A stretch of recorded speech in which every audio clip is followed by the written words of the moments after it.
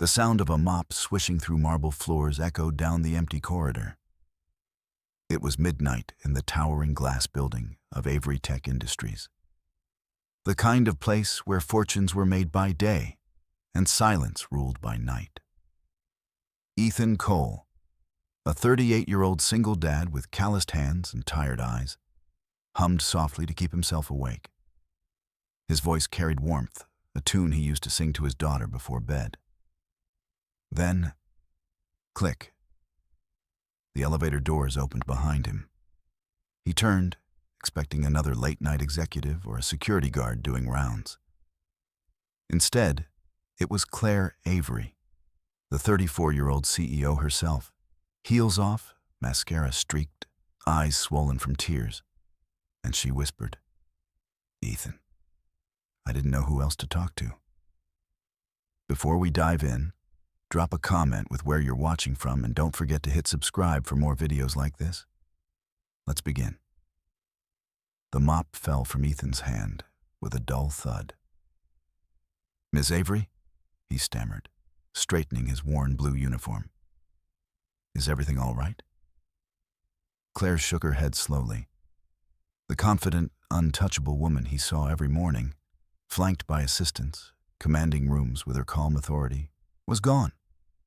Her shoulders trembled. I didn't know where else to go," she repeated, voice cracking.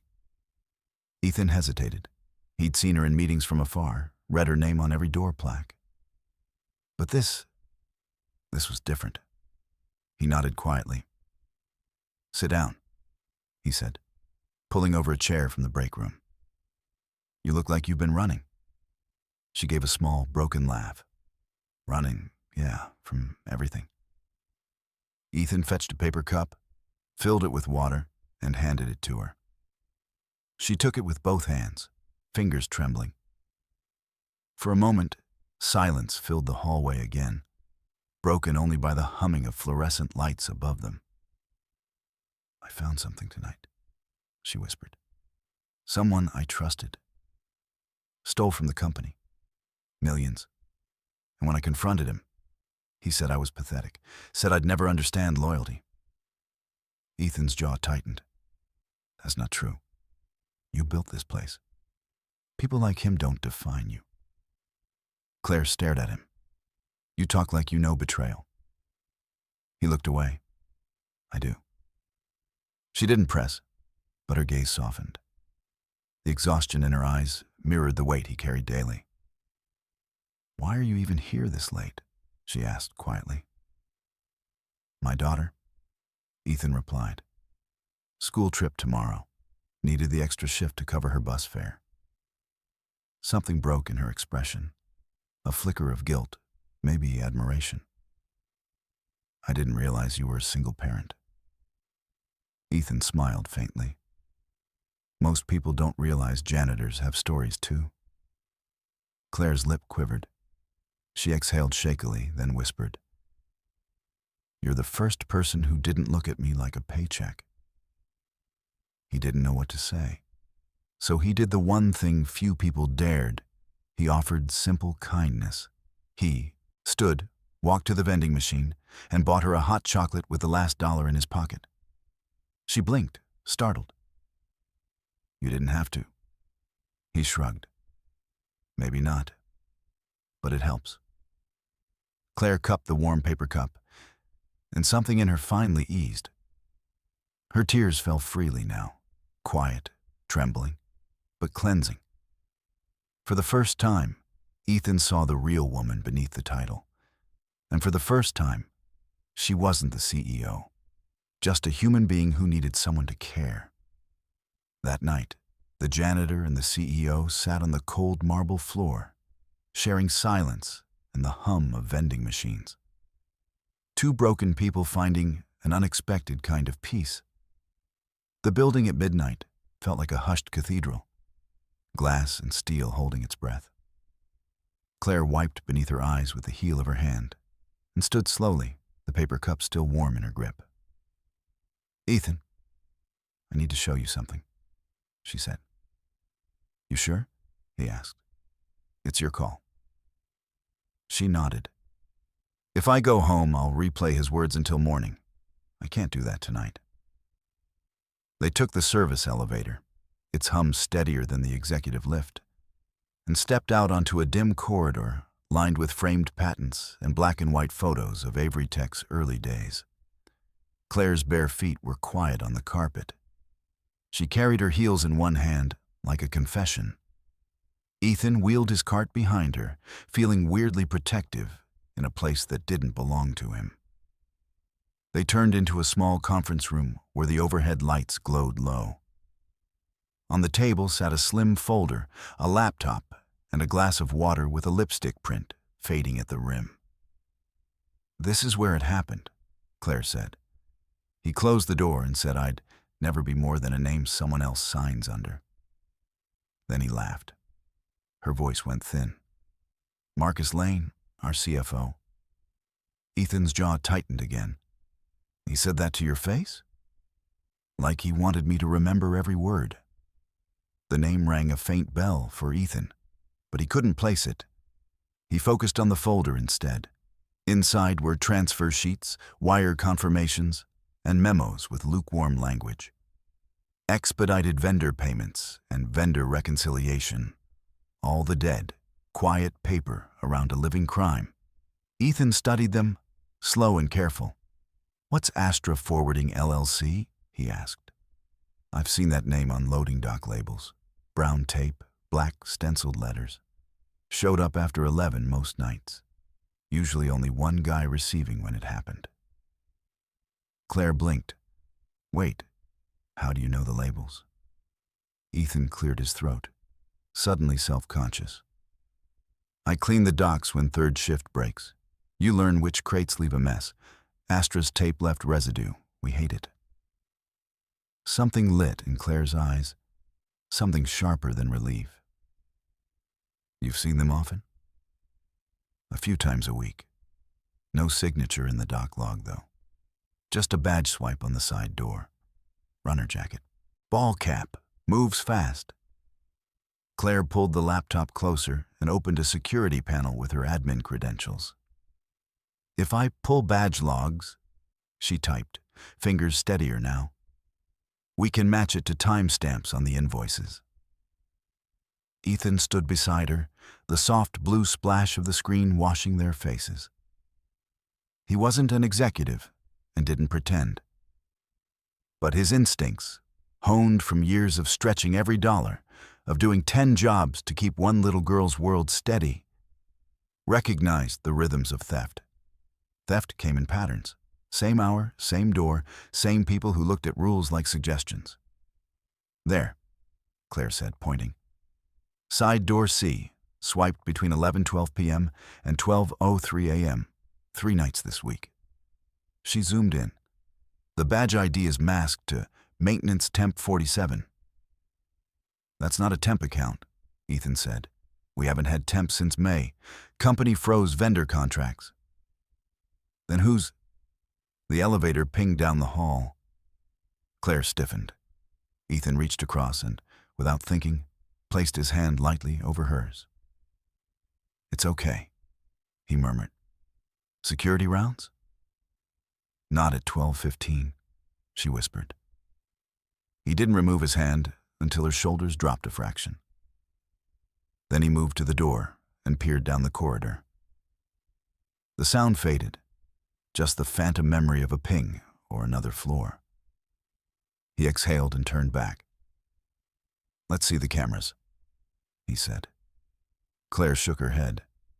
"Marcus controls the camera review permissions for physical logistics. He'll know if I access a flagged feed." "Then don't flag it," Ethan replied.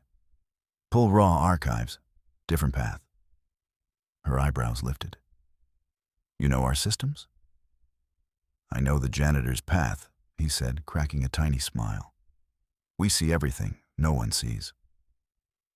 He led her, ridiculous, a janitor leading a CEO, to a tucked-away closet behind the loading dock.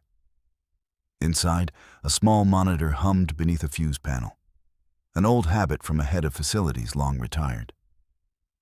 Ethan pulled the worn key from his ring, opened the panel, and pressed a tiny recessed button. The monitor flickered, bringing up a patchwork of low-res feeds the official console ignored. Claire stared.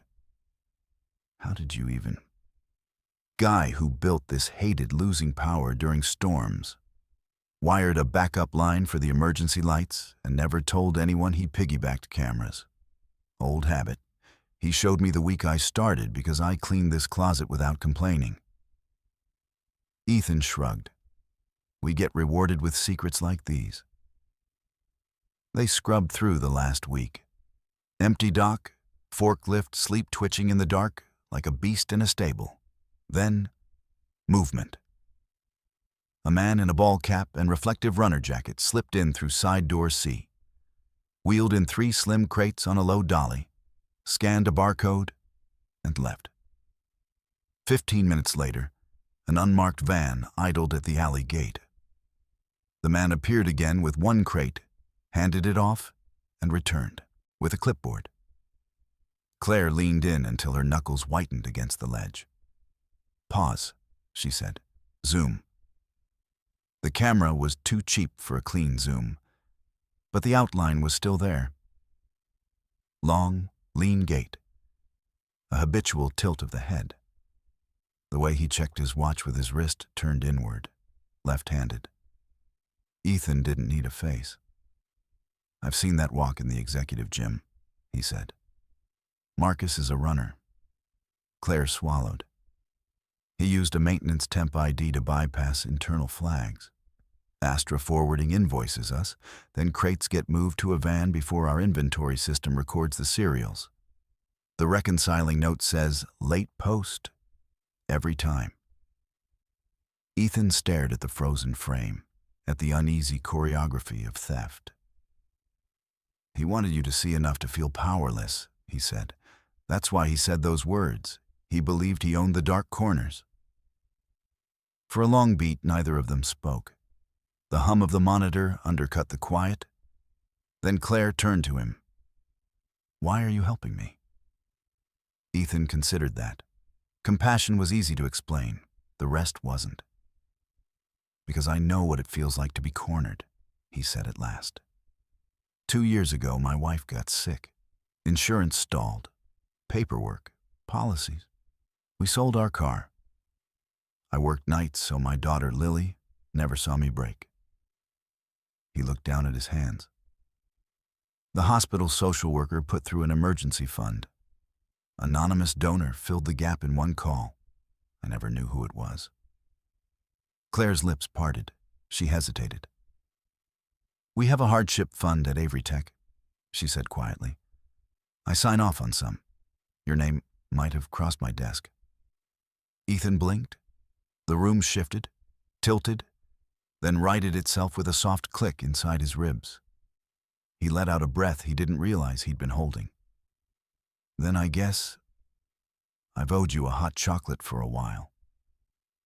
A laugh startled out of her, bright and quick, and then she covered her mouth like the sound might break the spell. Thank you, she whispered.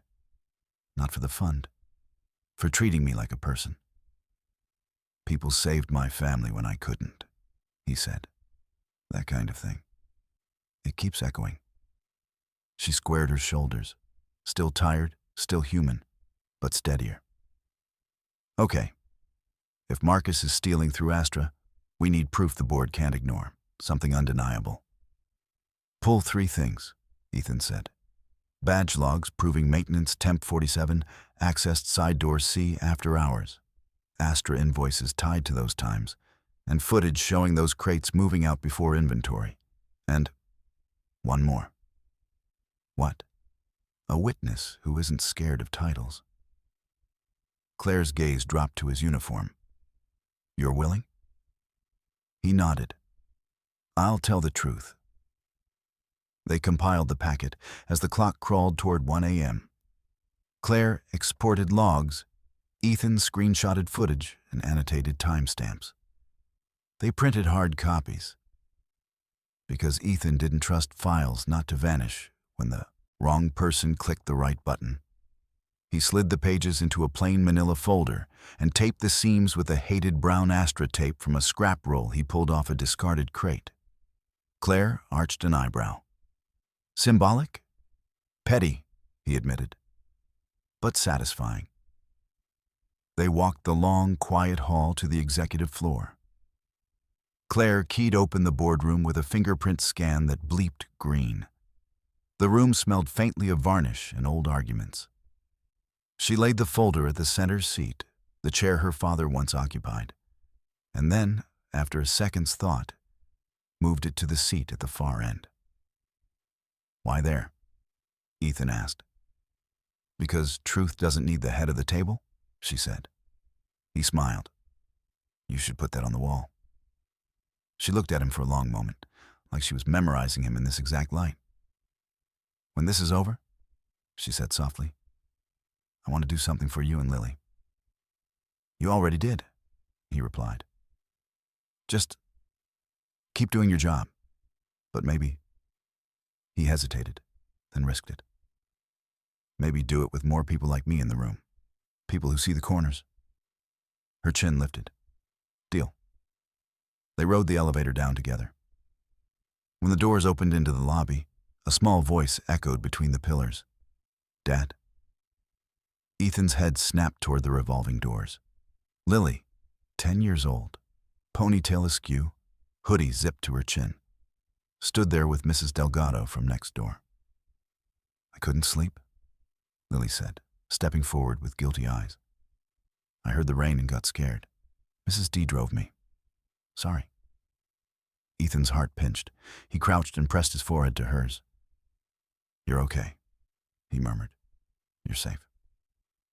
When he stood, Claire was watching with that raw softness again, like she'd found something fragile and brave and didn't want to breathe too loudly in case it vanished. Hi, Lily, Claire said gently. I'm Claire.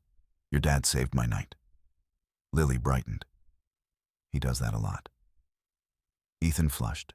Claire smiled. Mrs. Delgado waved from the door. Text when you're headed home. We will, Ethan called. He turned back to Claire. You should get some rest. So should you, she said. I'll call an emergency board meeting at 8. Come in at 7:30. He nodded.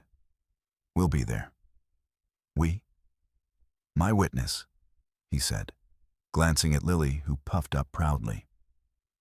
Claire laughed, this time without covering it.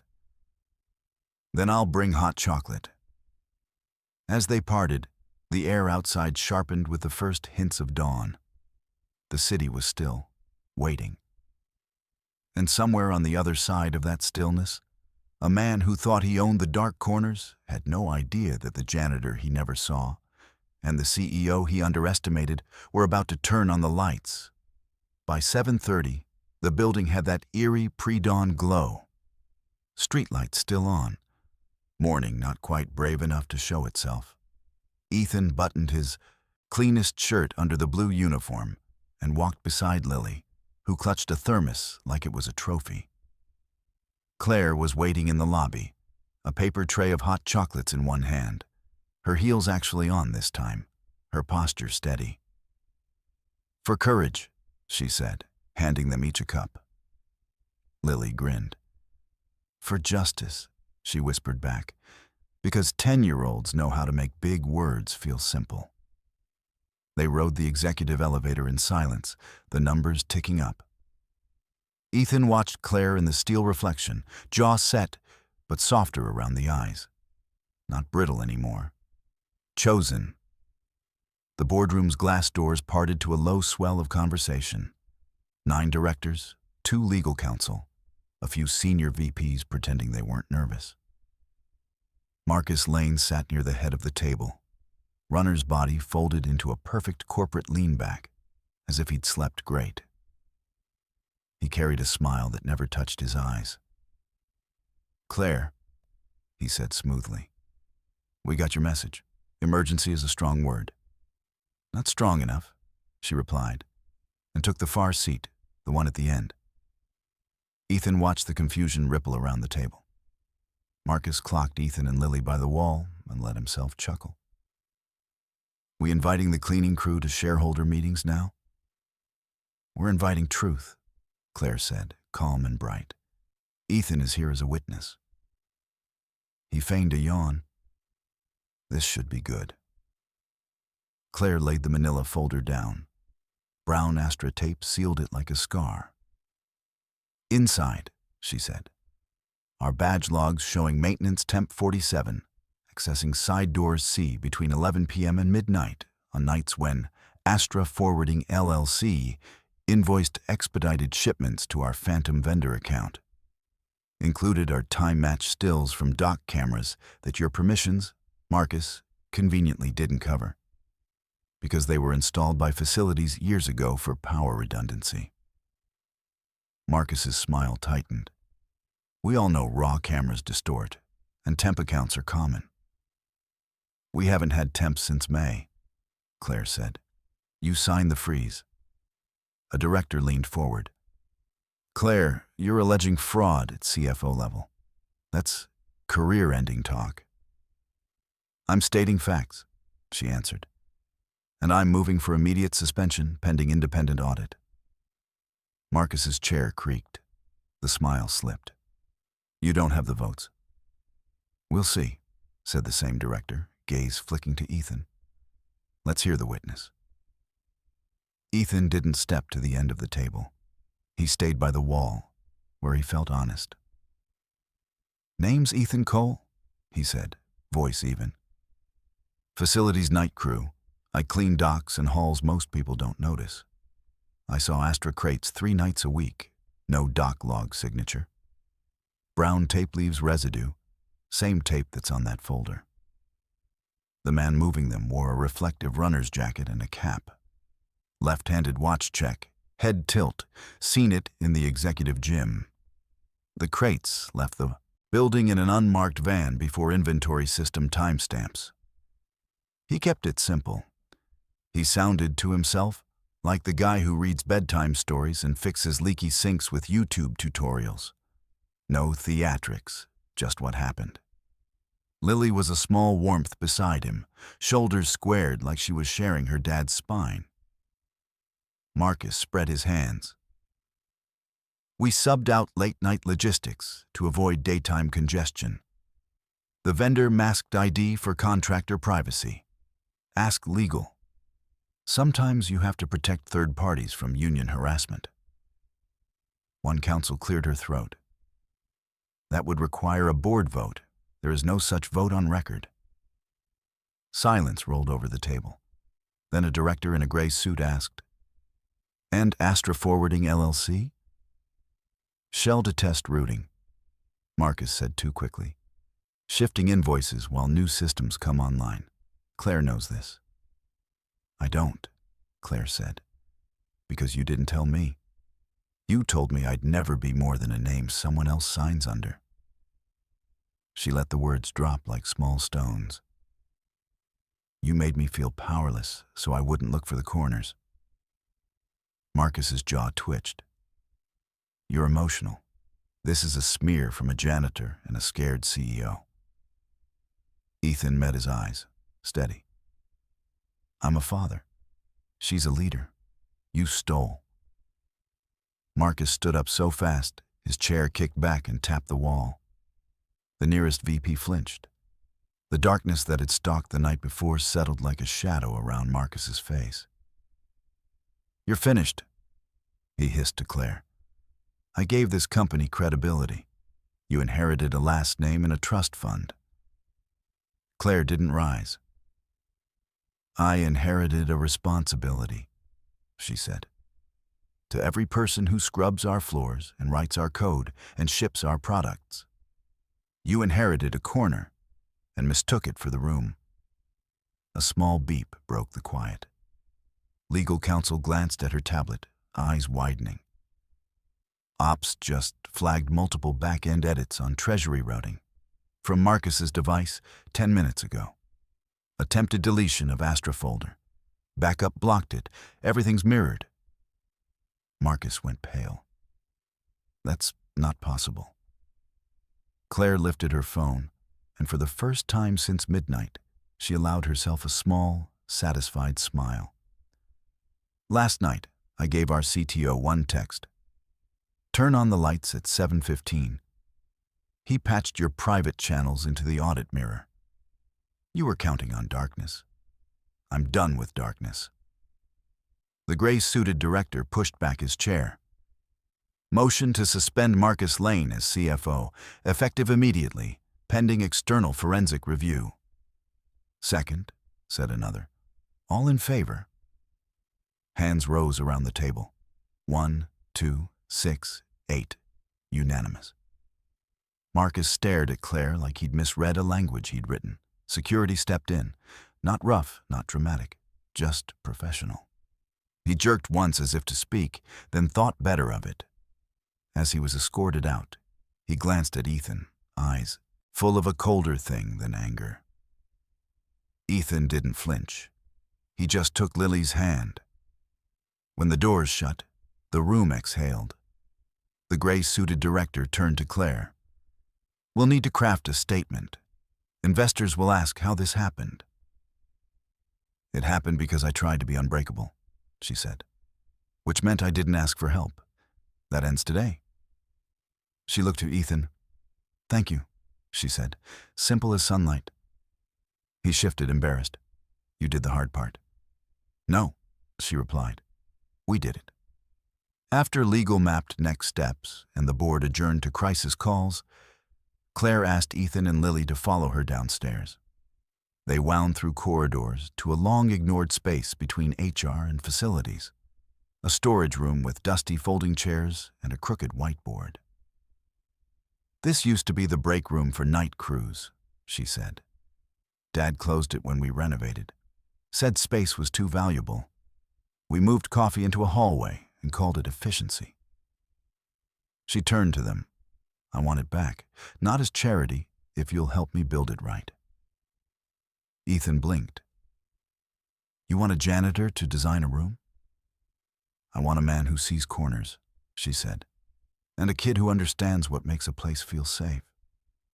She looked at Lily. What would make your dad's nights easier?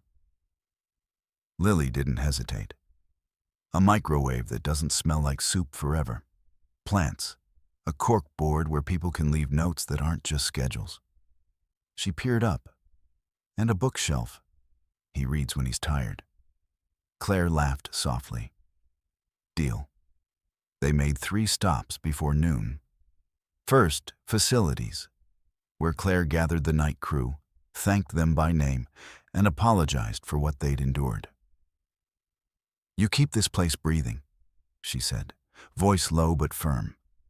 We're raising wages for 3rd shift, effective this pay cycle. A stunned silence cracked into applause. A few people wiped at their eyes, like they weren't sure anyone was allowed to see Okund. HR, where Claire signed the paperwork to formalize a new role. Facilities liaison, night operations. She slid the offer across the desk to Ethan. It's a title, a raise, and a seat in monthly ops meetings, she said. It's also a promise. I don't want corners anymore. Ethan stared at the paper. For a heartbeat, he saw hospital bills in the margins, old balances, cold dinners. He saw Lily's face on field trip forms. He cleared his throat. I'll earn it, he said. You already have, Claire replied. Third, quietly, they visited the hardship fund office. Claire doubled the quarterly allotment and added a line item. Educational grants for dependents of night shift employees. She glanced at Lily. I expect to see a bus permission slip on my desk this afternoon. Lily bounced. With sparkly stickers? Mandatory, Claire said, solemn as a judge, and they all laughed. By late afternoon, the rain had cleared. The city shone like it had been scrubbed. News hadn't broken yet. It would, and there would be questions and noise and think pieces. But the boardroom felt far away now. In a ground-level lounge, they sat with paper plates of pizza bought from the corner place, where the owner always added extra napkins. Ethan looked at Claire over the crusts. What you did in there, that was more than a suspension. It was a beginning, she said, and a debt. To who? To every person who ever kept singing when the room got dark. He let that sit. Then he said, "You know, the song I hum on nights like last night? It's the one Lily's mom picked when we brought her home. It means we're still here." Claire's eyes warmed. "Then you keep humming," she said. "I'll keep listening." They finished in companionable quiet. When it was time to go, Claire stood, wiped her hands, and hesitated. "Ethan, one more thing." She held out a small envelope, not taped, not sealed, just offered. Inside were 2 tickets to a Saturday game. Lily's favorite team, good seats, and a handwritten note. "For the field trips you covered without asking anyone to notice." See, Lily squealed, then slapped both hands over her mouth, eyes huge. Ethan looked down at the tickets and felt the strange, grateful ache of being seen. "You didn't have to." "I know," Claire said. "Kindness isn't a transaction, it's a culture." Outside, the late sun finally climbed over the roofs and poured through the glass. It found the mop bucket, the smudged corners, the fingerprints nobody considered, and turned all of it gold. Ethan squeezed Lily's hand.